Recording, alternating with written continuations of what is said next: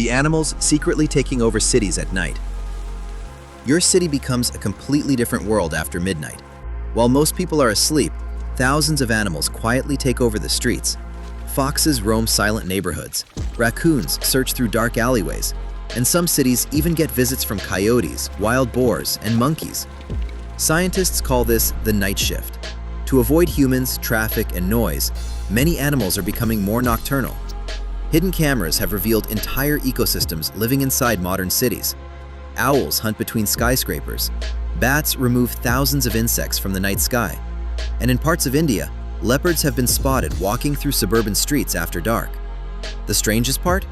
Many of these animals were here before the cities even existed. Humans didn't remove nature, we built around it. So tonight, while your city sleeps, something else might be awake. Like and subscribe to VidCurious for more fascinating animal mysteries.